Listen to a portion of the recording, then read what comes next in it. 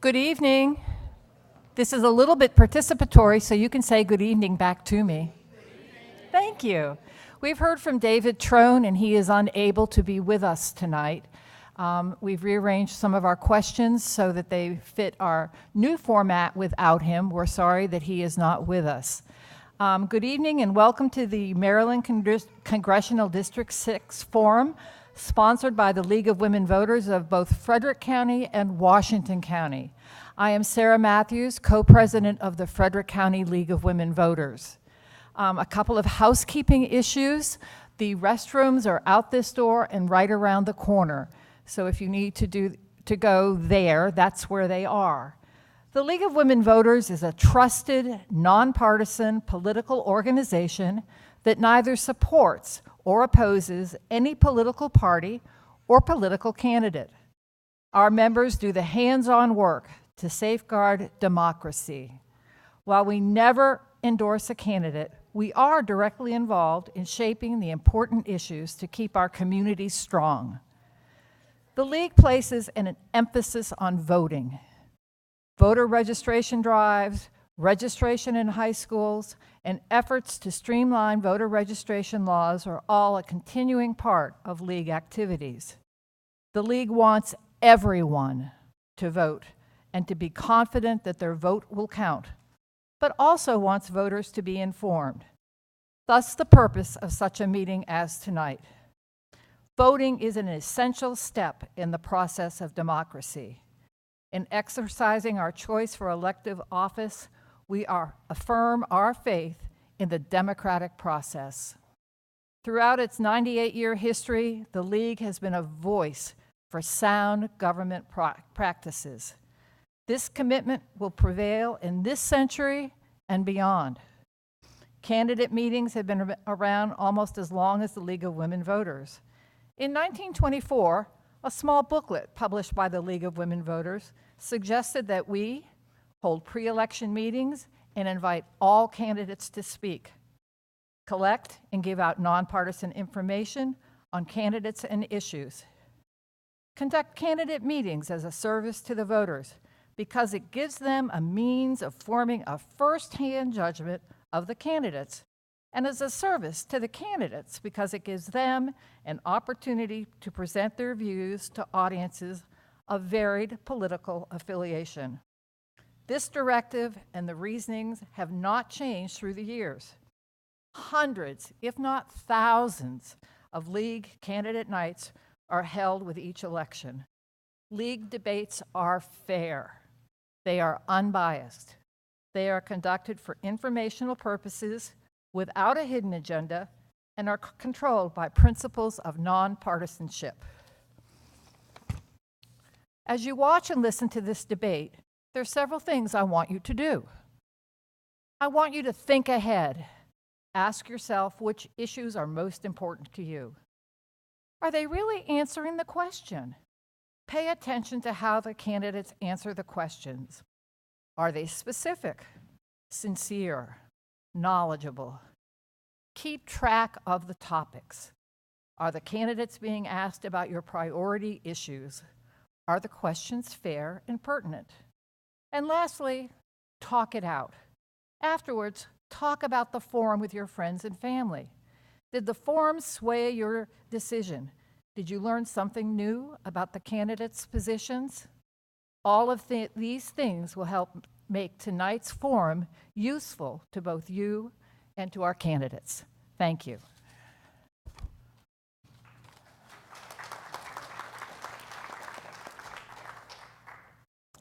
Not to delay things over much, I'm Richard Wilson, the president of the Washington County League of Women Voters, and what you see before you is an array of Democratic and Republican candidates.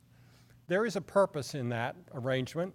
The League of Women Voters is here for education, and we felt that randomly arranging our candidates from all parties would be the best way to give you, the voters, the opportunity to determine not only who you're going to vote for in the primary, but it gives you an advance notice of what might come around come November. So this is intentional, And Evvie Williams, my vice president, is going to be our moderator this evening. Evvie, we turn it over to you. Thanks. Good evening and welcome. It's great. I congratulate everyone who came out on a dark and stormy night to be with us. Voter education is essential, as Sarah mentioned, so we are delighted that you made this effort on our behalf. This is the forum for the 6th District Congressional seat using League of Women Voters format and guidelines. Please hold all applause. I know some of you are very strongly supporting various candidates, but what we would really like is if all applause could be held until the discussion is concluded. There are many, and that way at the end we can give them all a rousing round of applause. The candidates will have a specified amount of time. The first round will be for 90 seconds, and then each succeeding round will be 60 seconds. As Richard described, the candidates are seated in a random order, and we have 2 timekeepers, Rosemary Orthman and Anna Lee Weber, excuse me, who will be holding up time cards for you. They will be indicating when 15 seconds are remaining, then 5 seconds are remaining, and then when time is up. Okay, so don't anybody be caught off guard by that. There are index cards circulating for written questions from the audience, and we encourage you, we encourage you to offer cards. They are going to be filtered in terms of common topics so that we don't ask the same question over and over again. And they will be, we are trying to make sure they are unbiased and not have a written, a specific agenda. So we do have screeners. Richard Wilson and Sarah Matthews from our Washington County and Frederick County League will be collecting the questions. If you have one, if you would like to submit one, just hold your hand up and they'll bring you a card and an index card. And I'm a former teacher, so I can read almost anybody's handwriting. So with that being said, we will get started. Are there any questions from the candidates about the process? Or good? Okay, everybody take a breath. The first question will be directed to Ami Hober, Aruna Miller, and Bradley St. Rohrs. Excuse me, because we had to redo our, I want to make sure I get the names correct. Okay, and the first question, the first round of questions involves social policy. The federal poverty rate is lower than the level of sustainability for individuals and families. Many working individuals in District 6 are struggling to cover the cost of everyday life, while the gap between the wealthy and the average person is increasing. Identify a specific action you would take as a member of Congress to address the economic needs of our average working citizens. This has to do with the federal budget, and I'll get to that in a moment. But first, I want to say 2 things. Thank you to the League of Women Voters for putting this on. It's an absolutely excellent forum. I apologize that one of my opponents is not here. I think it would have been worthwhile to have had all of us. But I do also want to comment that Kurt Elsasser is in the hospital, and I hope we all keep him in our thoughts. Now back to the issue of the federal budget, and what I can do in Congress relates to what can be done with the federal budget. Today we have a deficit of more than $1 trillion a year. We need to think about how to recover that and how to deal with that before we can think about allocating additional money for any social needs. I believe that we need to look very carefully at our expenditures in all of the agencies.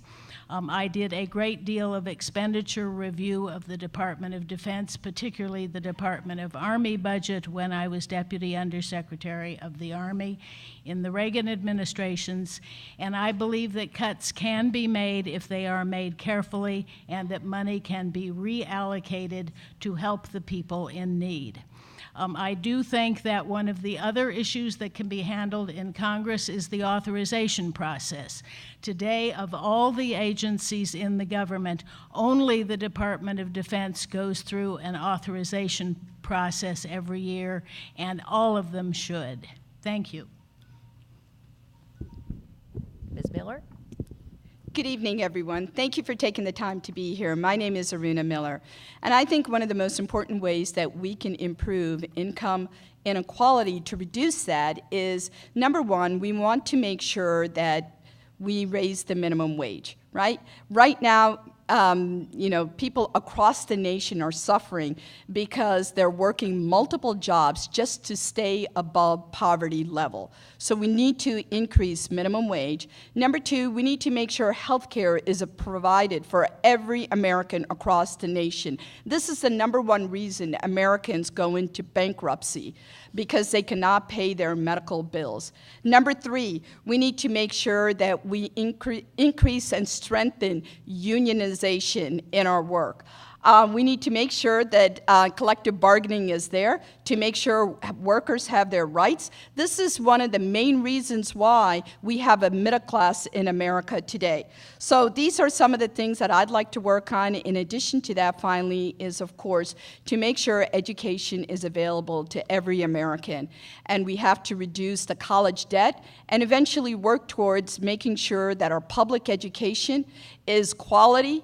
And K through 12 right now, of course, is available to every student, but we need to extend that to make sure that community colleges and four-year institutions are also available for every American. And I think this is the way to move towards improving income inequality in this country. Thank you. Thank you. Mr. St. Rohrs? Yes. The savings rate in Congressional District 6 right now is under 5%. So that means that even though our income is relatively high compared to the rest of the nation, over a 30-year working career, the typical resident of Congressional District 6 is going to save enough money for 1 year of retirement. In short, based on actuarial studies, 80% of Congressional District 6 workers under 40 years old will not be able to retire until such time that they go into a nursing home. So we have to take a short, mid, and long-term approach to this. Short term, we have to start cutting taxes, and we have to start doing that in a smart and scientific way. It's not just enough to cut the income tax. One of the things I point out to people is even those chairs you're sitting on right now, right there, those go for about $150, roughly, to replace those. In China, they go for $10. Reason for that is that there's taxes that are baked into every good that we're making, and those get passed on to people like you. They don't get passed on to wealthy people. They get passed on to you. We've got to cut those taxes. And we need to start getting people out of a situation where they are paying far too much for their housing. Many people in our district are paying hundreds of thousands of dollars more than they would like to pay for their houses and keeping high mortgages because they're trying to buy their way into good school systems. This is why we need school choice. Not just because it provides better education, but because it's going to allow for parents to buy houses that are more affordable and keep money in their pocket. And then with regards to medical expenses, the reality is we need more doctors right now. We've got to train more doctors, and we cannot allow colleges to take advantage of doctors, put them in unbelievable debt that they have to pass on to you. Thank you. Thank you. The next question will be directed to Lisa Lloyd, Roger Manno, and Christopher Hearsey. The question is, what should the federal government do, if anything, to provide an equitable, quality public education for all children pre-K through grade 12? Good evening. My name is Lisa Lloyd. Thank you all for being here. And I believe that the federal government should get out of the business of education. The Department of Education has not been around forever. It's been around less than I've been around. So we did just fine without the Department of Education. I think that the federal government needs to get out of the business of education. They also need to get out of the business of student loans. The fact that government is providing student loans and grants and then waiving loans, the people who actually take out these loans are not really, they are on government programs, and they are not necessarily, because it's not their money, so it's not really the loans, but the government paying for their education. So they don't really have, the students who are taking those loans and those grants are not really making smart choices of which education, which school that they're going to. So when you have $60,000 for a university, very few people pay that $60,000. There are a few. Some get academic scholarships and some get government scholarships, but they keep going up because no one's taking a look at how much is going on. So I believe if we increase school choice, charter schools, give parents the opportunities to choose which schools they want, take their tax investment follows the student so that the dollars will follow the student, then they won't have to worry about moving into areas that have good schools. Thank you. Mr. And I should say, if any of you want a question repeated, feel free to ask me to do so. Mr. Manno? Thank you very much, and good evening, everyone. It's great to be here. I'm Roger Manno, State Senator. I serve as Majority Whip in the Senate, served for 4 years in the House of Delegates, and I work for several members of Congress. I've had the opportunity to work on a whole host of issues on every level of government, from the federal level in Congress as a senior staffer, on the county level, and as a state senator in leadership and a member of the House of Delegates. It's a complicated question. I've worked in classrooms personally, public school classrooms, as a paraeducator. I work with very emotionally challenged kids that have fallen through the cracks of society. I've learned that part of the challenge in dealing with children like that, kids who are in the achievement gap, is not just funding, but it's a whole host of wraparound services in the community to be able to more holistically address the needs of broken families, broken children, and I know a little bit about that because I worked in those classrooms. I think it's a multi-tiered strategy. First of all, we have to rethink and repeal No Child Left Behind. Why?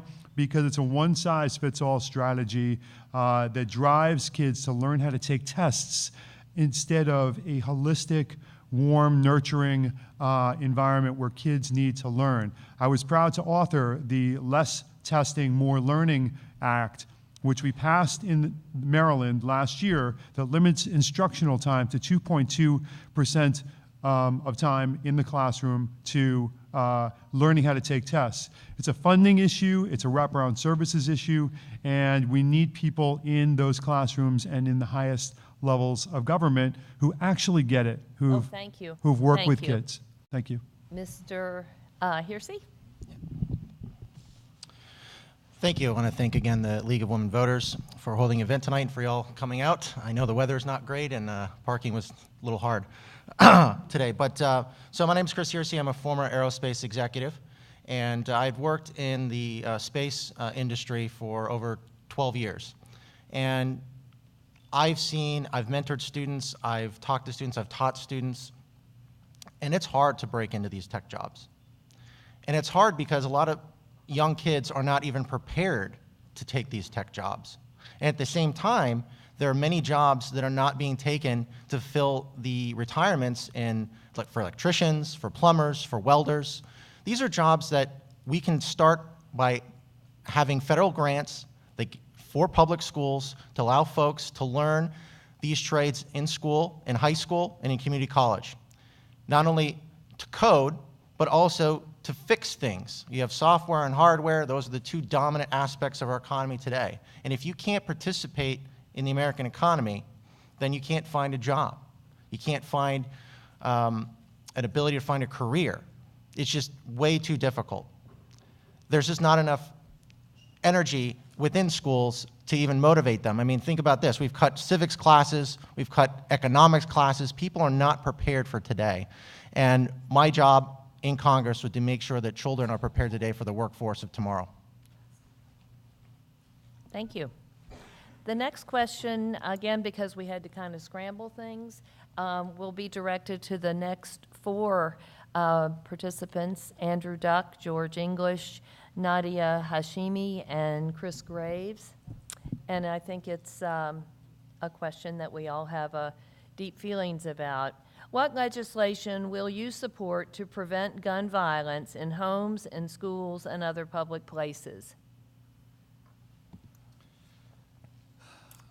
First, let me say that I am on Mom's Demand. My name's Andrew Duck. I'm running for Congress. Thank you to the League of Women Voters. Thank you to Delta Sigma Theta for sponsoring this. Congratulations to all of the students from Washington County Technical High School who are graduating tonight.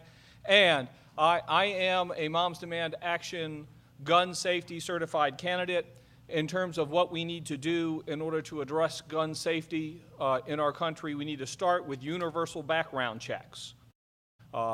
Every time a weapon is exchanged, we should have a background check. I believe that you do have a right to own a firearm unless you're a criminal or mentally unstable, but that means we have a responsibility to keep firearms out of the hands of people who are criminals or mentally unstable. We need to improve that background check system to ensure that everybody who has mental health problems are documented in that system. We need to make sure when we issue temporary restraining orders for domestic violence that firearms are removed from the household. We need to have a process for temporary restraining orders for mental health issues. If you're too dangerous to get on an airplane, you shouldn't be being sold firearms. So I support the no fly, no buy. And if you want to have an appeal system, I would support that so that you can object to having been placed on that list unfairly. But we also need to deal with violence within our society as a general problem. That is something that we have to deal with. Real quick, on the two other questions, I support universal pre-K through debt year, 4-year college or trade school. And on the poverty rate, the ALICE system developed by the United Way is a good way to deal with getting a living wage. And I'd like to point out, the poverty rate in Allegheny County is more than twice that in Montgomery County. We need a Western Maryland candidate who's going to stand up and fight for Western Maryland. Thank you, Mr. Duck. Mr. English. I agree with Mr. Duck. The problem, there's also another side to the problem, and that is parents. Parents have the primary responsibility for making sure that those guns are not available to their children. And in two of the recent incidents, it was parents who were primarily responsible. The lady in the Sandy Hook situation in Connecticut, the mother bought the guns for the son. And he was, could make a man out of him. Well, she was his first victim. He shot his way into the school through a locked door. I mean, and again, the other case, the father gave the guns back to the son after the police had taken them away. I don't know what you can do about situations like that regarding guns. So you need to have a parental education system as well. But as far as the guns themselves are concerned, in this most recent Texas incident, if you had banned assault rifles, well, he used a shotgun and a pistol. So what are you going to do? The other alternative then is to get rid of all guns, which of course is not going to happen. We have over 300 million handguns in this country now. And if you were to do that, you would set up a huge black market, which would be totally uncontrolled then. So I agree with Mr. Duck's prescriptions, but we also have to look at the broader picture, and that's the parents have the ultimate responsibility to make sure that their children do not have access to firearms. Thank you. Ms. Hashimi? Good evening, everyone. It's a pleasure to be here. Thank you to the organizers for putting this evening together so we can have this conversation. I'd like to say that this is an issue that's really near and dear to my heart because as a pediatrician, I've worked in an emergency room. In my training, have also taken care of victims of gun violence. My husband takes care of victims of gun violence on a very regular basis, covering a trauma hospital.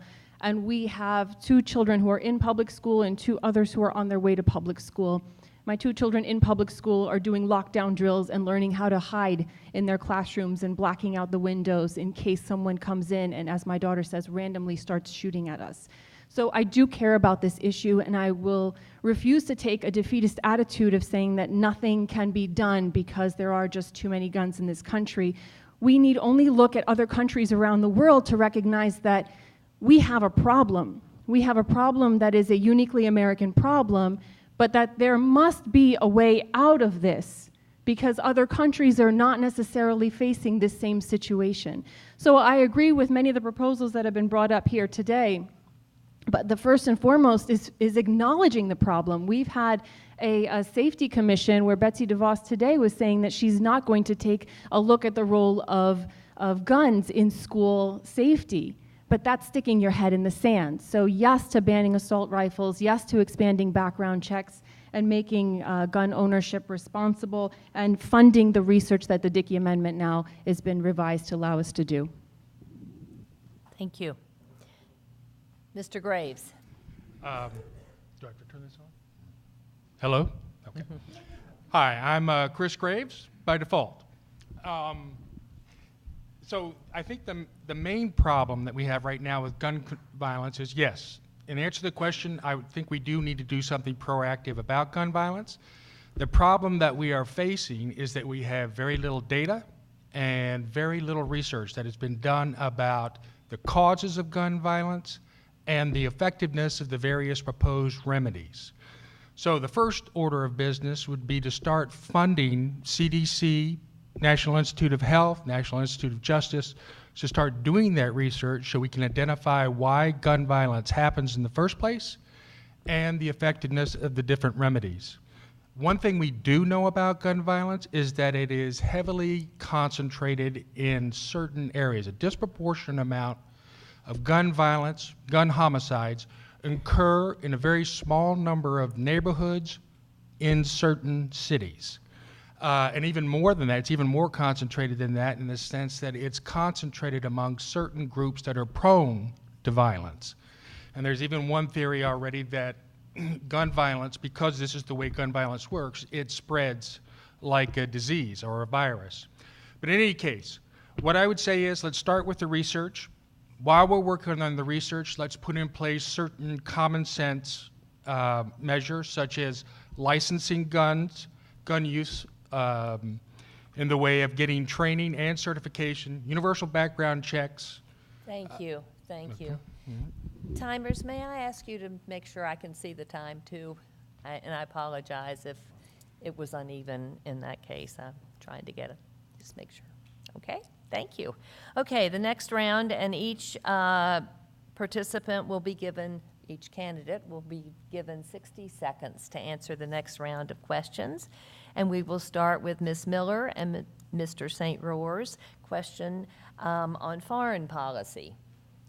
What are the goals of foreign aid? Does the current U.S. foreign aid policy adequately address its goals? Thank you.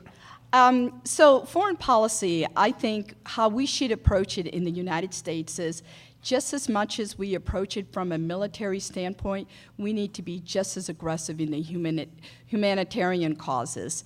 So it's about diplomacy. That's how it always should start. We are in a country where people volunteer to sign up to the military, but we should never put Americans in harm's way until we've done everything we possibly can from a diplomatic standpoint. And as such, I think the first thing we should do is discuss it with other countries, get a buy-in from other nations that it should be a multilateral approach when dealing with any type of foreign policy. We should also first take a look at it from the humanitarian cause, approach it from an economic standpoint before we become the military aggressor. Thank you. Thank you. Mr. St. Rohrs? Yes, I'm absolutely against the use of foreign aid. I don't see any reason when we have poverty in this country that I should be taking money from you and giving it to another country, people who may or may not like us and who may or may hate us. We're $22 trillion in debt. This is a financial catastrophe that's going to hit us if we don't take serious action right now. It's not going to hit Wall Street. It's not going to hit the wealthy. It's going to hit you. We need to pull back the spending that we do on other countries. We need to stop subsidizing for free the defense of Southeast Asia, stop subsidizing the defense of Europe. We can do it if they pay us for it. But the reality is we can no longer be a country that wastes $7 trillion in the Middle East while our own residents can't retire, while they don't have financial security. So with regards to foreign policy, and I'm going to stop this one early, we're going to stop wasting money on other people, and we're going to start giving it to you. Okay, thank you. The next question is directed to Ms. Lloyd, Mr. Manno, and Mr. Hersey. What are the parts of U.S. foreign policy you would focus on as a freshman in Congress? As a freshman in Congress, if I were asked to focus on some of the foreign policy items, it would be, for example, trade. A lot of the trade items, the foreign policy, what we do with trade, a lot of the first things that we do may not be the most profitable, but they may be the one that makes us the most independent in the long run, and I think that's really important. I would also, I do agree with getting some foreign buy-in with discussions, but we cannot forget that we are sovereign, and if we lose our sovereignty, then we are not a nation. So the fact that UN has ideas that they share, I agree with going in there and sharing, but I don't agree with handing over our power to another body like the UN. So I would look at those ideas, and I would also look for, example for the last question, foreign aid, expending foreign aid. I would look at it every single year. They would not just be automatic re-up of the same amount of budgets every year. Thank you. Mr. Hersey. With respect to oh, I'm sorry. I skipped Mr. Manno. Yeah, that's what I thought. Sorry. Thank you. During my time on Capitol Hill, I worked for a member on the Appropriations Committee, and he formerly was on the Select Committee on Intelligence. So I had a deep dive in terms of a learning curve and experience on foreign aid. One of my opponents mentioned a few minutes ago that we shouldn't be expending any U.S. dollars overseas. I think that's absolutely the wrong policy. I think that we put our money where our mouth is in terms of supporting democracies and humanitarian assistance. We are the global leader in that, and if not us, who is the question. Now, with regard to what I would do about the current foreign policy, I'm at a loss. I'm not sure if there is one. It seems like every day there's some new crazy notion of our position in the world. I mean, we're picking fights with Australia and Mexico and NATO nations that make absolutely no sense at all. I think we need to strengthen our alliances around the world and to restore the mantle of being the global leader in terms of the moral center of this planet. Thank you. Mr. Hersey? Yeah, thank you. First, I'd like to echo Mr. Manno's sentiment. We do need to restore our leadership in the world, and President Trump has certainly screwed that. First of all, I've actually worked at the State Department. I've been on U.S. delegation to UN committees. This isn't what some people think it is. This is a negotiation. This is a discussion about what is the best approach for security. Collective action has been a basis of our national security since World War II, and there's a reason for that. The world is getting dangerous, and the world continues to be dangerous, and we now have an administration that's just letting it slip on by and being taken advantage of. So the three things that I would focus on first would be accountability. We need Congress that's re-engaged. There's been no oversight in the Iraq War. There's been no oversight in Afghanistan.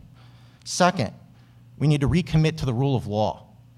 We cannot willy-nilly impose ourselves all over the place and expect everyone to be happy with us. And second, we need to make sure that no more foreign interference happens in our elections. Thank you. Okay. The next question is directed to candidate Duck, English, and Hashimi. And the question is the current level of defense spending adequate to address issues like escalating threats of North Korea or our role in the Syrian conflict? Mr. Duck? The answer to that question is it's not about the level of spending. The level of spending is excessive. It's not being spent well.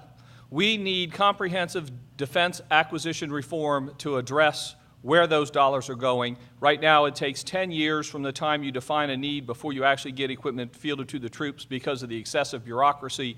We need someone who knows those processes and can do that defense acquisition reform. I've worked at the Pentagon for 14 years. I know those processes inside and out. We need to change Title 10 in the FAR, and we need to address that. Let me touch on some of the foreign policy things. We need a diplomacy-first foreign policy. The first thing we need to do is address the Russian meddling in our election. I'm a retired military intelligence officer. We need to address that. The second thing we need to do is repeal the AUMF. For 17 years, we've been using the same authorization. It was never dreamed of to support a war against the Houthis.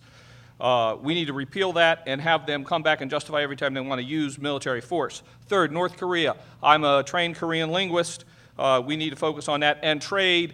Canada is not our enemy. There's no justification for a trade war with Canada. Thank you. Ms. Hashimi. Well, I agree that our military is bloated. And we Mr. certainly need to have, as Mr. Duck said, a thorough investigation of it. But the problem is, just as England after World War II was forced to pull back from east of Suez and ultimately from east of Gibraltar, we cannot maintain 10 aircraft carrier battle groups steaming around the world where 20% of our children are living in poverty. It's just, we don't need those aircraft carrier groups. They're offensive weapons. We're not going to ever have any of the large landings on other continents the way we did in World War II. We should have learned our lesson in Vietnam. So we're going to have to cut the defense budget by at least half because, quite frankly, the way things are going now, we're not going to be able to afford defense and also pay interest on our debt. We have huge debt service, and in 5 to 8 years, the debt service on this country will be the equivalent of the military budget. So what are we going to do? Cut out food stamps? Cut out the whole civilian side of government? So the only place to make the cuts is the defense part and bring the troops and close the bases overseas. We don't really need them. Thank you. Thank you. My turn. Mm-hmm. On this question, I think that there is room to reallocate what we're spending on the defense spending, and I say that because I take a look at Afghanistan, the country that my parents come from, specifically as an example. Our involvement in Afghanistan has been ongoing and has been very long, and a recent report came out taking a look at the effect of the U.S. involvement there, and that's a good chunk of our defense spending. It hasn't been effective as it was intended. And so our mission really has to be guided by principles not necessarily of nation building based on the Western ideals of what we want to see happening in other countries, but rather of enabling and empowering these countries to build from their own, from the ground up. So we do have to restore, in order to have that information, though, we've got to restore our State Department interactions with people, with other countries, and have those conversations so that we can understand the way that things are going to work in other lands. The United States can't be the world's leader by just militarizing and by force. We have to be the world's leader by empowering other countries and showing partnership. Thank you. The next question, which is more generally the budget altogether, is directed towards Mr. Graves and Ms. Hover. The question is, the nonpartisan Congressional Budget Office predicts that the annual budget deficit will grow to over $1 trillion by 2020. Despite healthy economic growth that the national debt will top $33 trillion by 2028. What will you do to reduce the nation's debt? Mr. Graves. Well, the first thing that I would propose that we do is that we roll back the so-called tax reform that recently took place. That accounts for somewhere in the order of 1.3 trillion of that 33 trillion. Not only would that help reduce the debt, it would also be in line with making sure that everyone pays their fair share for our public services. The second thing I would do would be to actually implement a single-payer healthcare system, or not single-handedly, but would support implementing a single-payer healthcare system. We pay more in this country for the worst care among the developed world. So there are substantial savings, I believe, to be had in our healthcare system, so that would be one way of reducing it. Another way would be in cutting our defense spending. I tend to agree with much of what has been said here about overspending in the Defense Department, and I think we can get at least a 20% cut in defense spending. Okay, thank you. Ms. Hover? I do not believe in cutting the defense budget as a way to solve our deficit. I understand the defense budget. I understand that there is some waste in that system. There certainly is. I found waste when I was managing the Army Research and Development budget. But there's relatively little there, and we have needed to redress the deficits in our defense posture for at least a decade now, and we need to keep the defense what it is. What is primarily driving the deficit is the retirement of the baby boomers and our obligations to them under the Social Security and Medicare plans. And I believe we need to keep those obligations. The country needs to keep its promises to its people. We may need to think about how we change those promises for the future, but I would certainly grandfather everyone in today with the promises that have been there. I think the main way to address the deficit is to look at every single agency and every single program separately. Thank you. The next the next question will be directed to candidate Miller, St. Rohrs, and Lloyd. And the question is, what should our nation do over the long term to ensure health care access for all?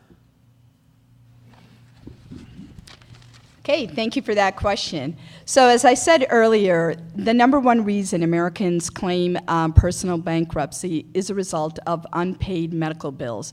I think one of the most important ways to move forward is to move toward a single-payer system. Again, there is a lot of waste with having the middle insurer in there. We could save close to $500 billion if we were to be able to remove just the middle payer in between. So I believe that healthcare is a moral issue, it's an ethical issue, and it's an economic issue. Because if we don't have a healthy workforce, it's hard for us to be competitive in the world. Now, people often say, how are we going to get toward a single payer as if this is a brand new idea? Well, you know what? 1/4 of our nation is already on Medicare. Another quarter is on Medicaid. So to take it 50% more over to single payer is the way to go. Thank you. Mr. St. Rohrs? Yes. The concept of a single-payer system has been floated around at a state level, most recently by Vermont. And they found after their studies that it was not economically feasible.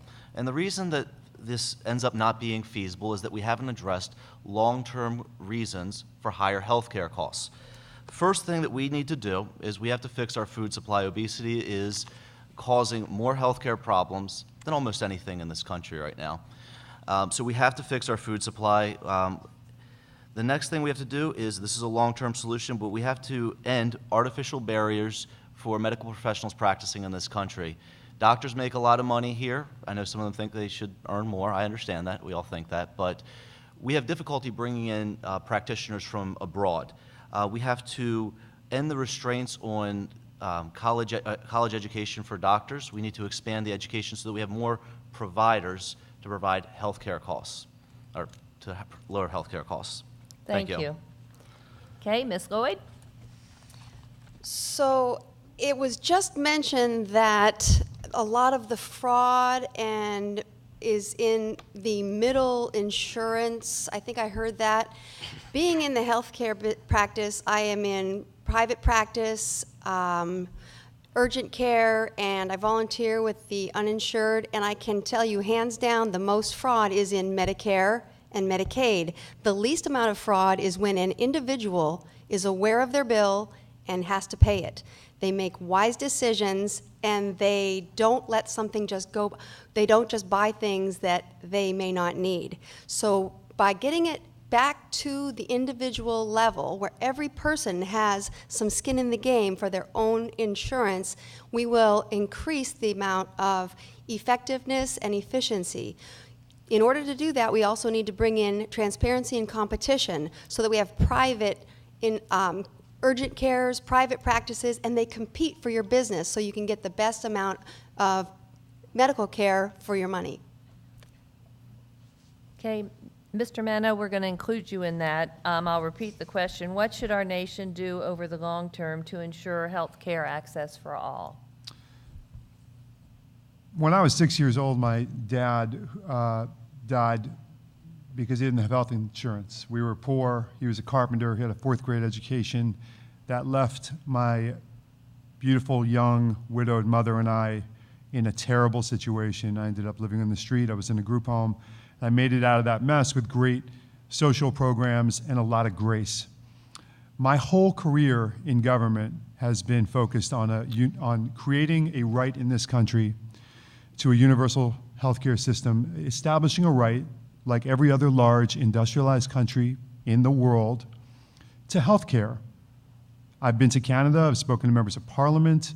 I spoke to the guy on the corner selling hot dogs. I spoke to people cleaning hotel rooms, cops, firefighters, police officers. Everyone said the same thing. It's a great system. I was asked by President Obama to serve on his health reform working group, and I drafted provisions of what would become the Affordable Care Act. We have it within our sights at this moment in history to create that system for my dad, for many of you, for your loved ones who deserve a right to health care and who have been denied one by the industrial insurance complex. Thank you. Okay, the next question will be directed to Mr. Hearsey, Mr. Duck, Mr. English. What measures should be taken at the federal level to address the rising cost of medical care?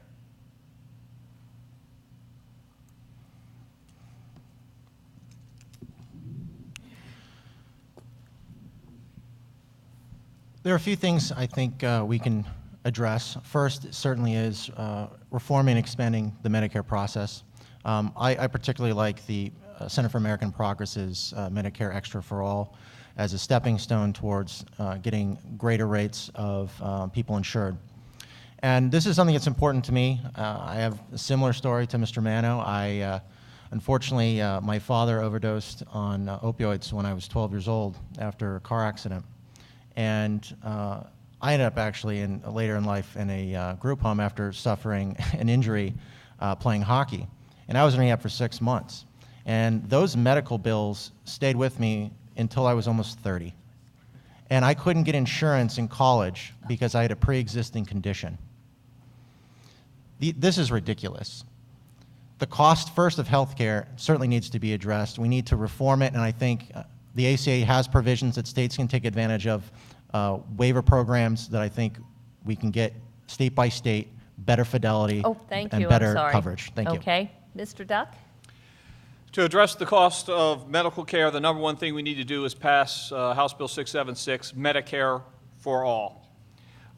We have a problem in our country. Healthcare is way too expensive. We spend 18% of our GDP. Every other country only spends 10%. It's because we do have an insurance company. It's not about fraud. It's about unnecessary administrative costs. It's not efficient. We have Medicare has a 3% administrative cost instead of a 40% administrative cost. That's how we save the money. That's how we bring down the cost of Medicare. I do agree with Mr. Rohrs that we should increase the number of providers. I support increasing the number of students at the Uniformed Services University for Health Sciences, in addition to work with AMA to increase that. I will tell you that I have this position because when I was a teenager, I had a son that was born premature. I could hold him in my hands. He weighed 3 pounds, 10 ounces. The only way I could get health insurance was to join the Army. I don't think you should have to put your life on the line to get health care for your sick child. My son is now 37. He's with us today. Thank you. Mr. English. One of the big problems is that Medicare can't negotiate prices the way the VA does.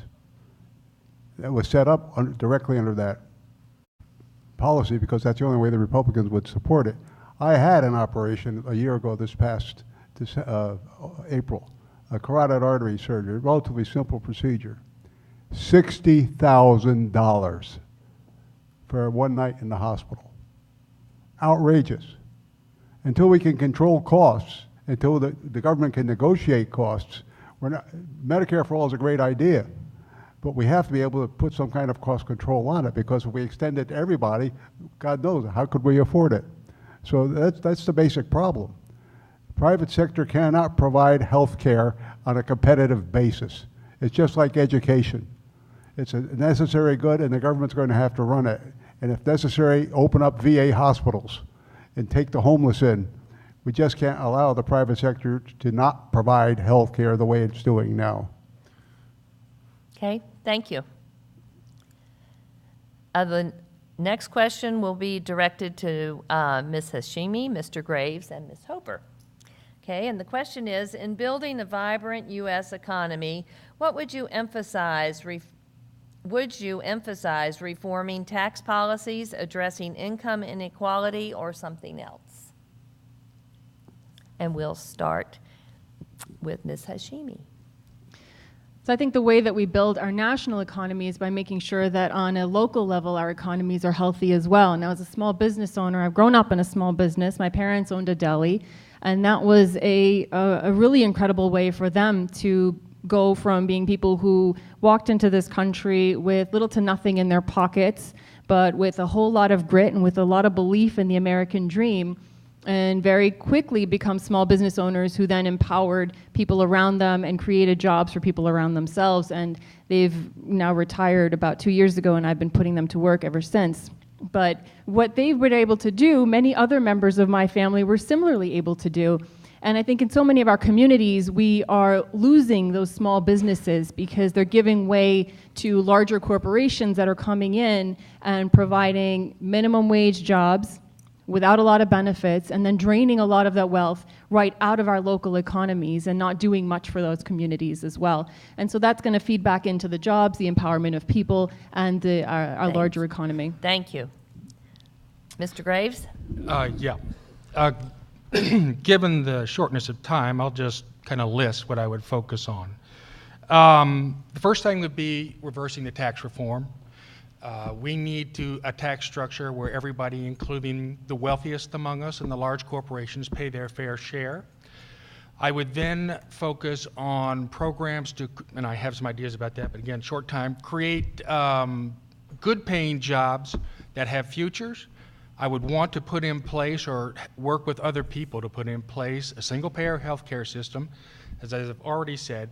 And I also want to put in place as an alternative to the minimum wage and as a way to provide a solid foundation for those who are struggling so that they can raise themselves up, a guaranteed minimum income. So those would be the things that I would focus on initially. Thank you. Yeah. Ms. Hoper? Okay.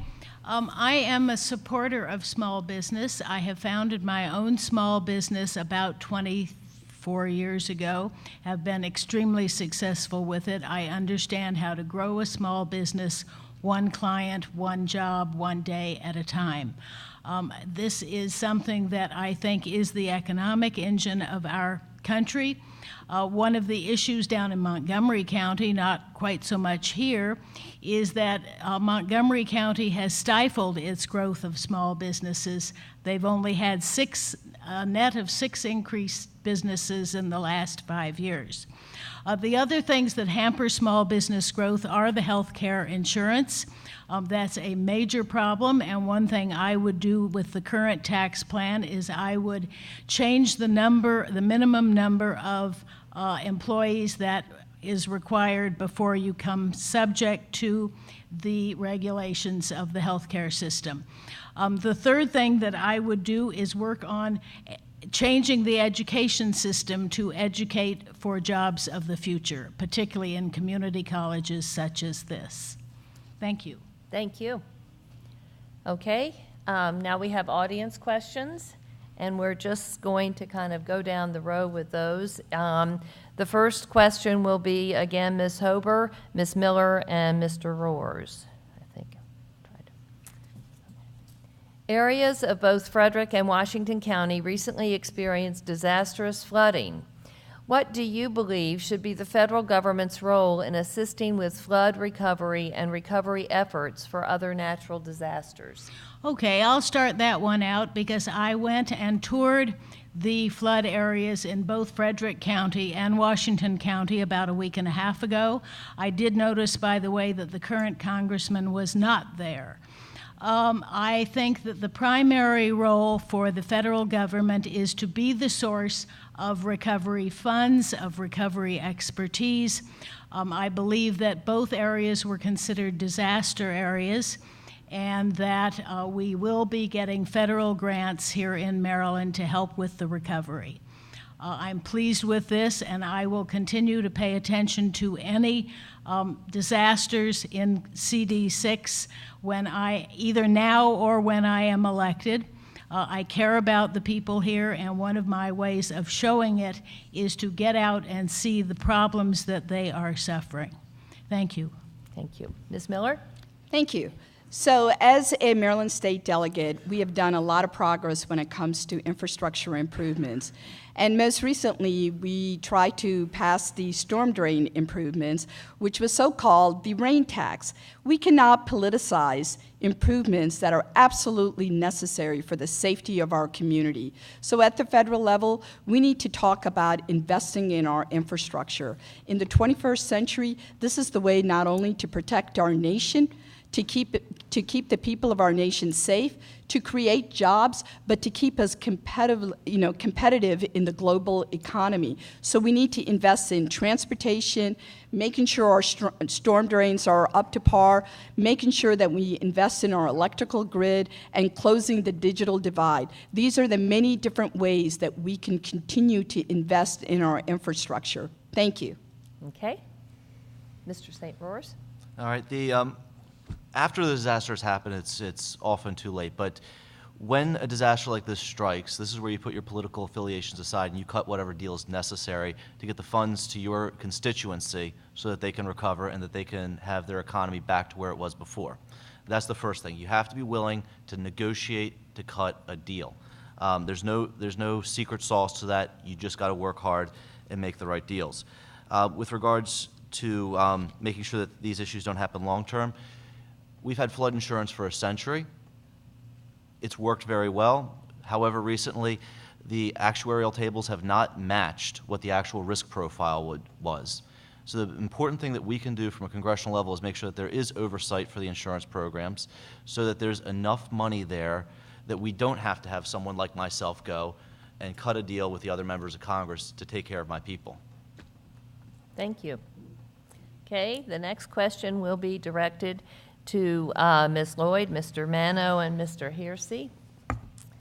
What will you do to change the divisive climate in Congress?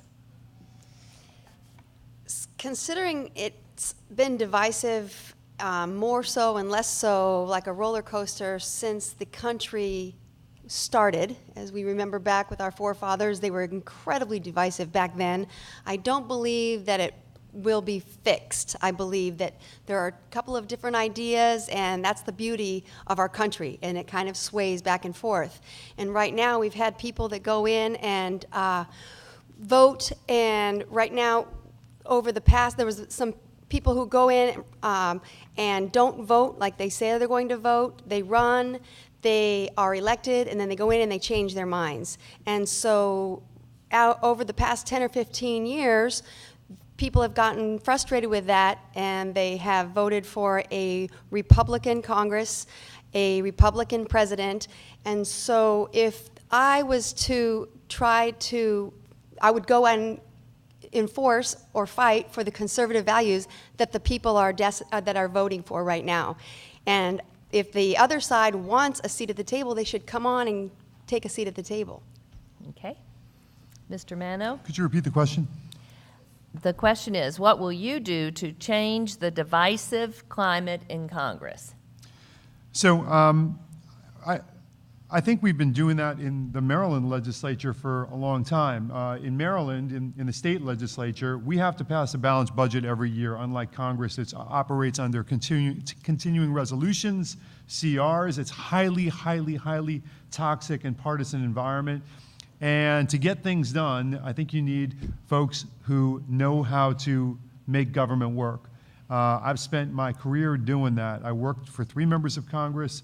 I serve as majority whip in the state Senate. That job, it requires me to count to 29 to override vetoes, to put together the votes to pass a progressive agenda in the General Assembly. But I've also been very successful in working across the aisle and finding common ground. I'll give you an example. I've spent several years going around the state trying to find workable solutions to our manufacturing plight.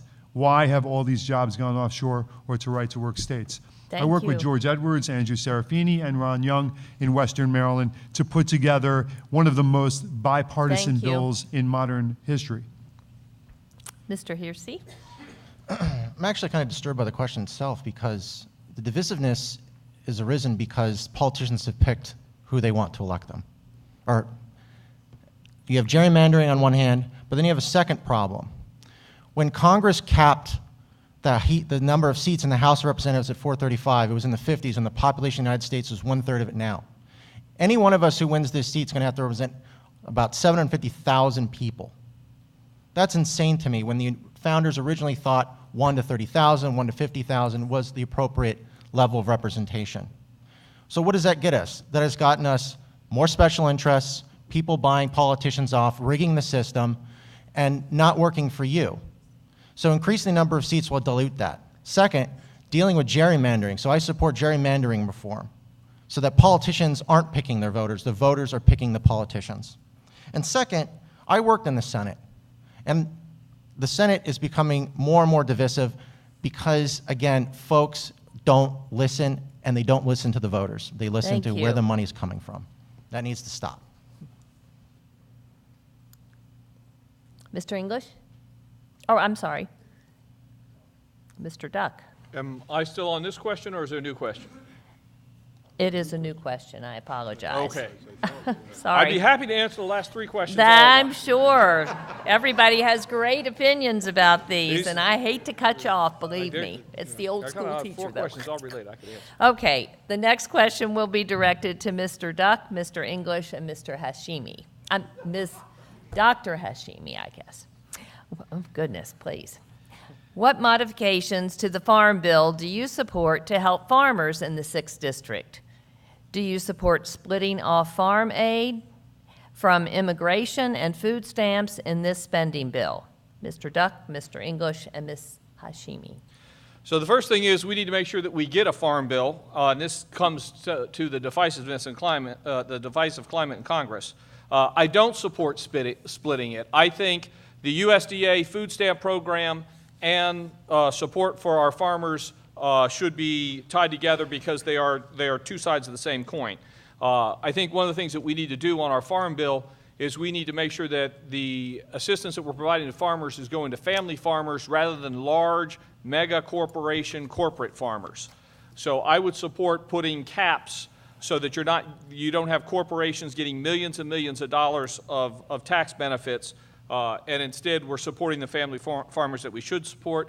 We also need to understand here in the state of Maryland that we are putting requirements on our farmers here in Maryland that are not put on by the other states. So we need the federal government to take a regional approach to make sure as we clean up the Chesapeake Bay that Pennsylvania does their share, that West Virginia does their share, that Virginia does their share.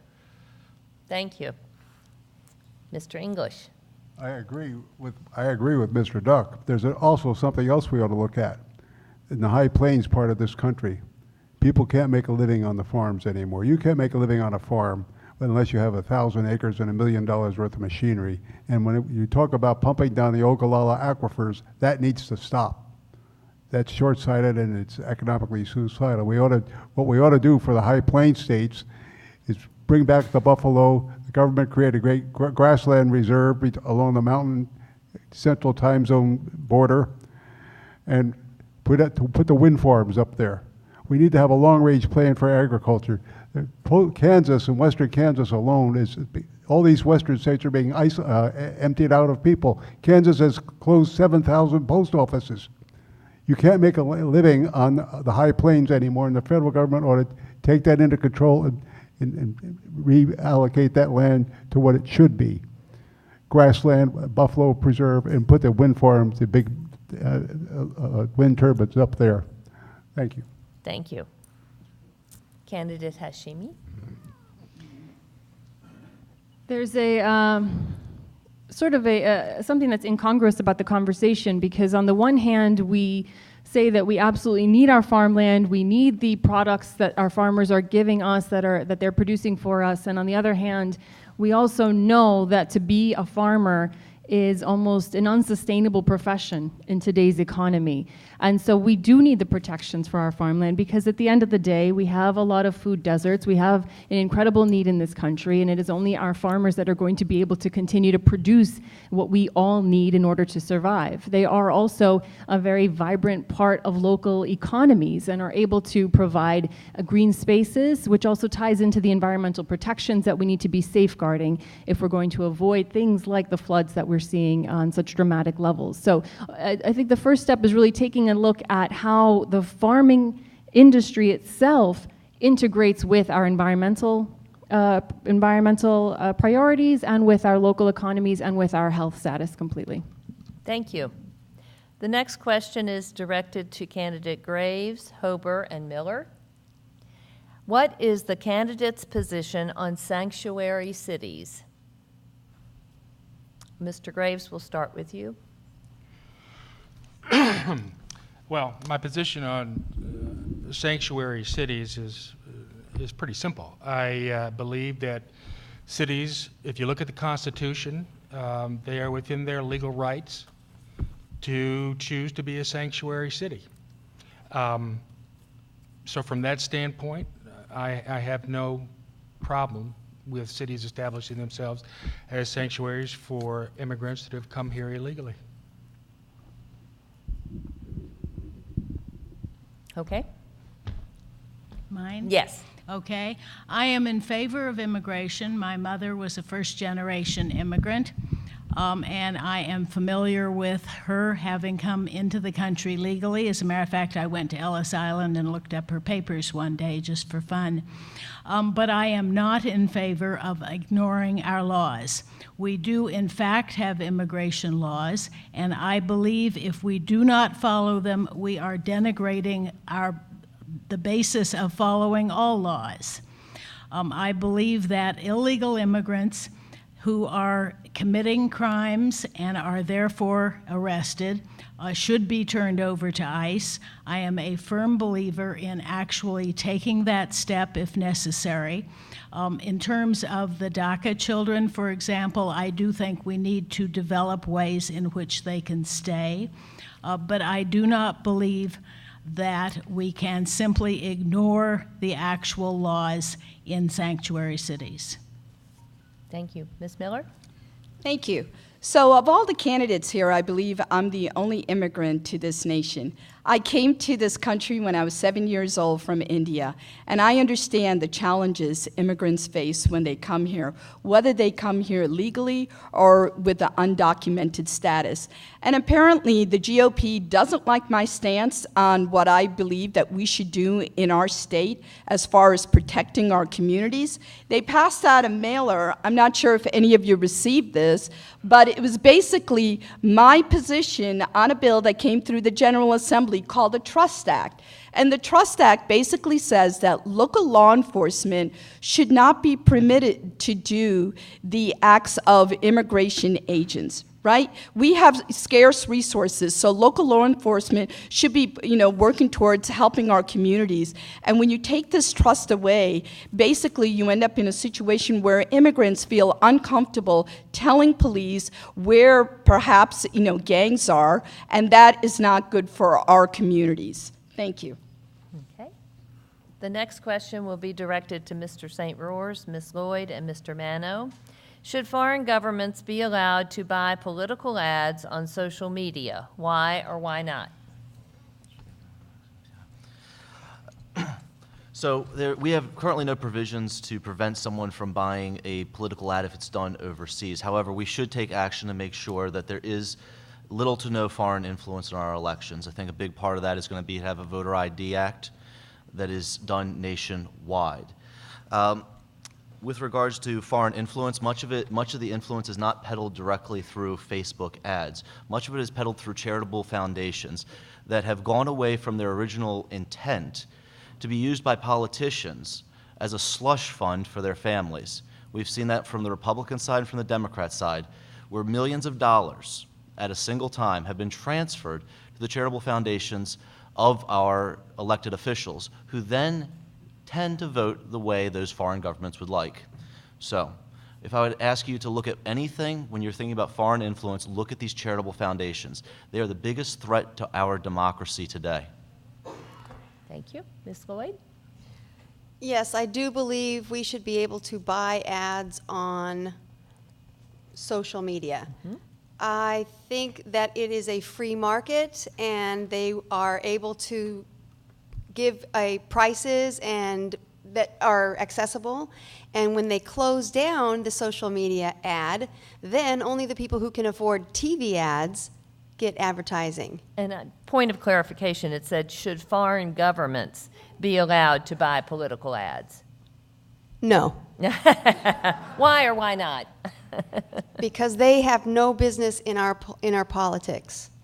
Okay, sorry for the confusion It's all there. right. Mr. Manno, should foreign governments be allowed to buy political ads on social media? Why or why not? No. I can't believe we're even having this conversation.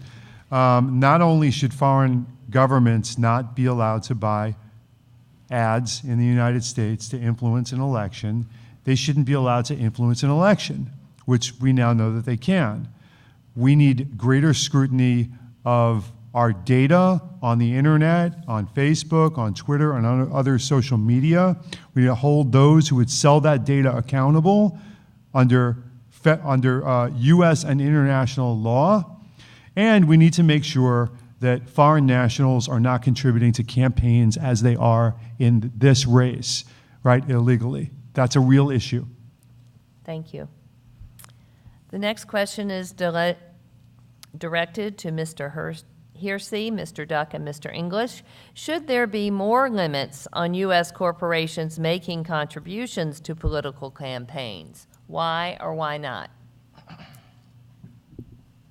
Should there be more limits on U.S. corporations making contributions to political campaigns? Why or why not? Yeah, I agree that there should be limitations on corporations for giving to campaigns. We have, and I don't use this word lightly, an American aristocracy that's literally buying whatever laws that they want to keep them in power. You see this across all sectors. Doesn't matter if it's technology, doesn't matter if it's manufacturing or defense. This is a huge problem and it needs to be addressed. I don't fundamentally believe that money is speech, but as long as it's Supreme Court precedent, I will fight that in Congress. I'm certainly not endorsed by corporations. I haven't gotten tons of money. I don't have billions of dollars to give to myself to run this campaign. I'm someone that has been motivated by the state of politics today to leave his job and try to represent you in the United States Congress. Mr. Duck? Corporations technically right now are not allowed to contribute to federal campaigns, but they do so through PACs. We have Citizens United. That is a huge problem where they do say that corporations are allowed to have their own independent expenditures. I support the overturn of Citizens United, and I also support overturning a previous case, because I don't believe corporations are people, but a previous case of Bradley v. Vallejo. Buckley v. Vallejo. Buckley v. Vallejo is the one that said, money is a form of speech. That is inherently wrong. I believe in a philosophy of one person, one vote, not $1, one vote. This has resulted in our entire political system being skewed. This is why we have in our race one person with a $15 million megaphone trying to drown out everybody else. That is wrong, and that is what leads to the problems in our economy, the divisiveness, and the deficit. Mr. English? The only way you're going to overturn it is to get a constitutional amendment through. Now, you can't expect the Congress to do it. It would take 2/3 of the state legislatures, though, to do it, and if we could get them to do that. There's another suggestion, though. Since corporations are people and have the same rights as people, why aren't they taxed the same way? We're taxed on a gross receipts basis. Every penny we get, we have to report. The corporations don't. They just report what's left over at the end of the year. and they can make sure that they don't have a lot to report. I mean, there's also an equal protection amendment which says everyone should be treated equally. If they are people, they should be taxed the same way we are, which means gross receipts, whether they have a profit at the end of the year, is their problem. It's just as ours. And the only thing you would exempt would be the cost of payroll and employee benefits, because that money is taxed when the employees get it. And I think that might be an interesting way to stop this corporate free speech business. Thank you. Thank you. The last question will be directed to our candidates Hashimi and Graves. The Potomac River is one of the natural boundaries for the 6th Congressional District. As a multi-state waterway that feeds the Chesapeake Bay, what federal resources and oversights are needed in our stewardship of this jewel? So this is part of, I think, a larger question about how far are we going to go and how much are we willing to stand up for our environment, for our water. And, you know, as a pediatrician, I take a look at this from a public health perspective, where I understand very clearly that our children and the larger population as well, we need access and we deserve access to clean water as a supply. Now, our Potomac River, of course, is one that not only feeds into the Chesapeake, but also is something that is a natural resource and drives a lot of tourism and brings a lot of people into our communities. So the protections that we need are to protect, making sure that they overflow from any kinds of industries or corporations are being regulated, that there are safeguards in place, and that the people who are contributing to the pollution of those waters are actually responsible for the cleanup and having a vested interest in making sure that the surrounding communities and areas are also protected from the pollutions of industry as well. Thank you. Mr. Graves. My approach to something like the Potomac, which would be shared among Virginia, Maryland, and D.C., is the same that I would take towards climate change, one aspect of which is that we need to prepare, in the case of climate change, we need to prepare for the consequences of the climate changes that are already in process. Similarly, I think we need, at the federal level, to impose on states a requirement to prepare plans of action for our various resources. In the case of the Potomac, that is obviously a regional asset, and it should be treated, it should come under the role or supervision or guidance of a regional agency created by the federal government. And, I was going to say one other thing. Sorry, just a little brain fart here. The idea is I would also propose that we create markets for cross-border pollution, so that, in point of fact, when pollution flows down the river, say from the Pennsylvania, we can actually charge Pennsylvania for the cleanup. Thank you. Thank you. And I think we deeply appreciate your time and effort, and your patience with the moderator. And I apologize for missteps on my part. But we appreciate your thoughtful consideration of all the questions. And the audience, I know, is very appreciative, too.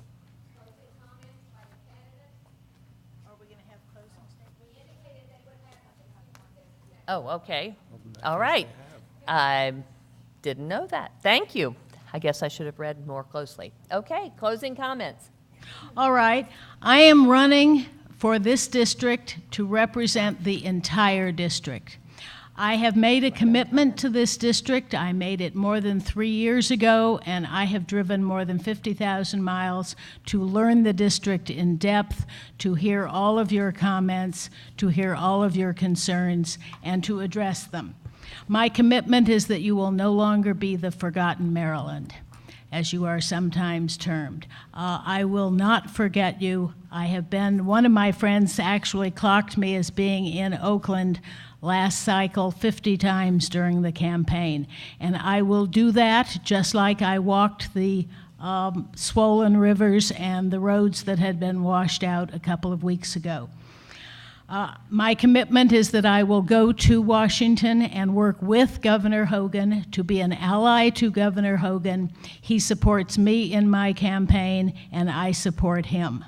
The third thing that I think is most important, though, is my commitment to address the rancor in Congress today. And I will bring my attitude of empathy and cooperation to try and do that. Okay. Thank you. Again, my name is Aruna Miller. I have been a public servant almost my entire adult life, 25 years as a transportation engineer working for Montgomery County DOT, 8 years as a Maryland State legislator. I'm the only candidate here that lives in the 6th District and represents the people of the 6th District. It's been my great honor to serve the people here, and I believe that public office is something you earn, not something you buy.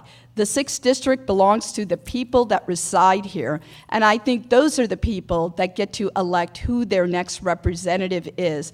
And I look forward to serving you. Again, my husband and I have lived here for 28 years. This is where we raised our 3 daughters who went to public schools. I have committed to this community, and the community has invested in me as well. Thank you. All right, well, thank you, everybody, for coming out here today. I'm an American First candidate. My focus is on you. My focus is on making you wealthier. I'm endorsed by the local Tea Parties. I'm 100% behind Donald Trump. I'm 100% pro-life from conception to natural death. I am behind lowering your taxes at every level. I'm a signer of the American for Tax Reform pledge that I will not vote for a single tax increase. I believe that we need to defend our border and we need to build a wall. I believe in term limits for Congress. I believe that we need to end discrimination in higher education against Asian and Indian Americans. And we need to end the abuse of charitable foundations. And we do need to end foreign influence in our country, starting with voter ID. As your congressperson, I do not pretend that I'm going to be nice in Congress. I'm going to be mean. I'm going to get things done. And I thank you for your support. Ms. Lloyd? 3 things that are really affecting this area are healthcare, the opioid crisis, and illegal immigration. I am firsthand, frontline, involved with all 3 of those. With my experience in the healthcare as a nurse practitioner, I worked in Mexico as a liaison with the government, and I work with the database, the statewide database for the opioids for all controlled substances and the prescribers. So I deal frontline with all of these issues that are currently being faced by the people here in Maryland. So I'm uniquely qualified for this position. If you want a conservative that will continue to vote as a conservative even after the election, vote Lloyd in the primary. Thank you. Mr. Manno? 2 years. Give me 2 years to prove to you that no one will work harder for you and your families than me. I came up the hard way, and I've never turned my back on the people that got me here, the angels that saved my life, the communities that reared me, and the community that I represent now. For 12 years, I've battled monsters in Annapolis and won. I've gone up against the oil and gas exploration industry, who wanted to drill in your backyard, and won. I've gone up against union-busting bosses who denied rest breaks and wages and health care benefits, and won. And I've gone up against the health insurance companies that denied coverage based on pre-existing conditions, and won. This business is not for the faint of heart. I'm running to be a champion on issues, to continue to lead on issues, not vote the right way or say the right thing in an election. Please look at my record, and I'm asking you to please give me 2 years to let me be that champion that you need, to be the state senator who I needed when I was a little boy, the congressman my family needed. Thank you. Mr. Hersey? I'm an aerospace executive and research scientist by training and experience. I'm a fighter who grew up in humble beginnings, and I actually live in the district as well. I'm an independent progressive Democrat, and I ask for your vote.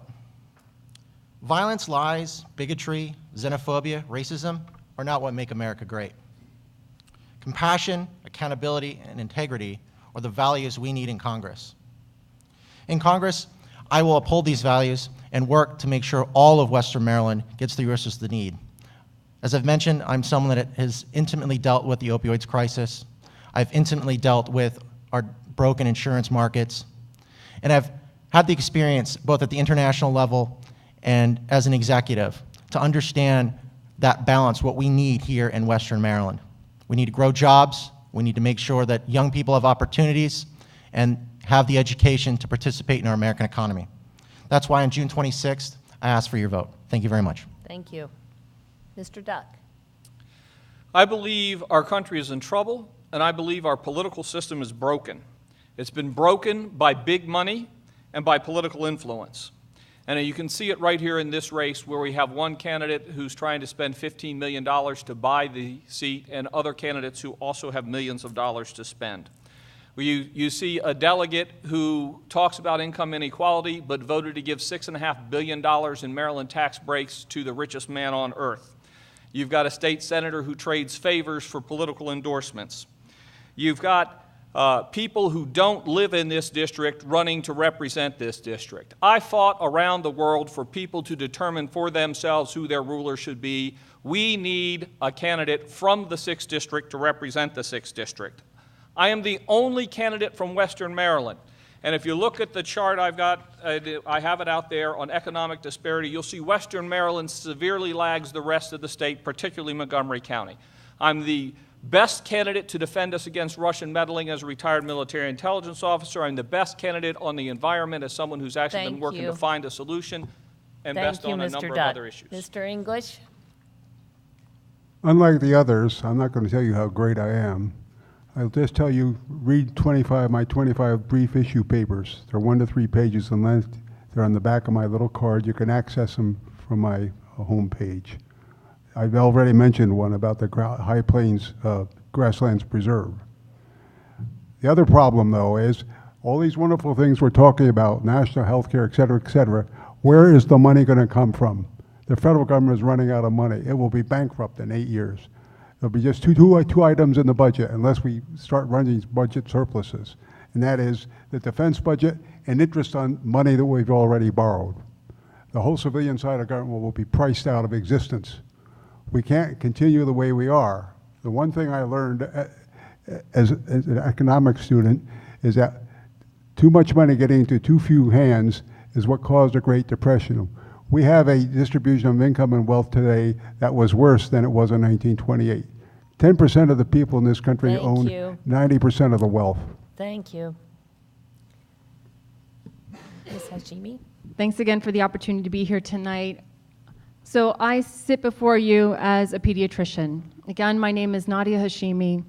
And one of the privileges that I've had as a pediatrician is being able to be there for families' most difficult moments, some of their toughest moments, and through those moments understanding the way their economic situation, the way their education inequality, the way their family health overall is impacting the life of a child and is impacting the life of a family, and from that expanding to the greater community.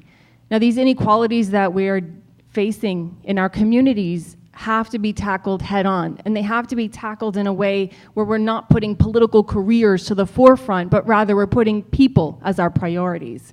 And that's what I'm here to do. Now, as a pediatrician, I've never sat in a room with a family and said, are you a Democratic family? Are you a Republican family? You're there to serve the people. That's what I've done in my work, and that's what I will continue to do. So I hope to have the opportunity to serve this community, and I would do so with pride. Thank you. Mr. Graves. Our district, from up here in the western counties down to upper Montgomery County where I live, is racked with long-standing problems. We lack good-paying jobs with futures. We have unaffordable higher education. We have an opioid epidemic. And we have families that are just one medical crisis away from losing their homes. These problems can be solved, but not if we continue to elect the same type of people over and over again. We keep falling for the image of the candidate rather than looking deeper for the substance and commitment.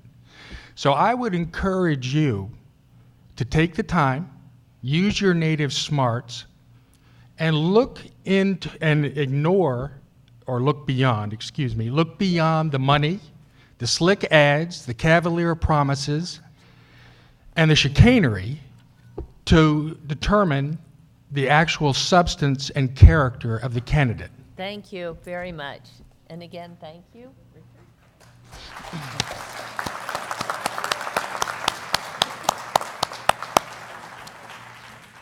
Before I make my concluding comments here, I want to introduce to you Kimberly Scott and Jan Goodman, who are leaders with Delta Sigma Theta, one of our additional sponsors for this evening's program.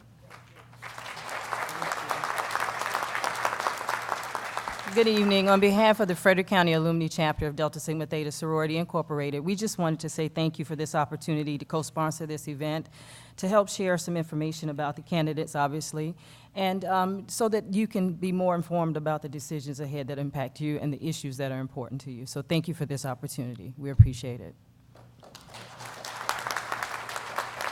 We would just like to remind everyone to go out and vote. If you know someone that may not go to the polls, encourage them to go to the polls. Because as we know, every vote counts.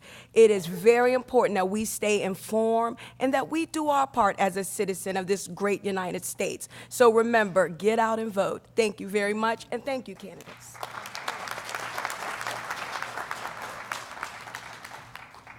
So two of these people that addressed you this evening will come back on Tuesday evening, October the 9th, and we will have two or maybe some Green candidates, who knows, there might be a Libertarian even, but this will be the the date for a general election for them. But we have some fantastic leadership here, and I hope that those of you that do not succeed in the polls will continue your work in your communities to serve Washington County, Frederick County, all of the 6th District. It goes without saying, that we did not get to all the audience submitted questions. However, there were some doozies, and we will be using those at the general election level. Trust me. We know that we expect you, if you're elected, to pledge to put the needs and wants of the 6th District first, as well as putting party second and our interests out there so that you can work across the aisle. Those considerations are very important. Thank you to Antietam Broadband. They have filmed this evening's program, and they will be rebroadcasting it Wednesday, June 6th. Gee, that's tomorrow. That's at 8 p.m. They will do it again on Thursday, June 7th at 8 p.m. And there's a couple dates in the next week in June. Those dates are on the Washington County League of Women Voters website, so I encourage you to go there. I checked it this evening when I Googled it, and so rather than me giving you a complicated URL, you can just Google Washington County League of Women Voters, and we will have those rebroadcast dates there. Encourage a neighbor to participate in what you got to experience firsthand by listening to these rebroadcasts. That it is, we'll put on the website. It's going to be on Facebook as well. So I understand if you don't have Antietam cable, you kind of got left out on that, but we've made a plan for you. I was going to proclaim that the election board verified that all of these candidates live in the 6th District, otherwise they would not have been allowed to be on the ballot. But the energy with which some of our candidates have addressed that point would seem to indicate that I need to do some more research. So we will do that research, and we will put that also on our homepage so that you can make a judgment on that issue when the time comes. So let's give our candidates one final round of applause.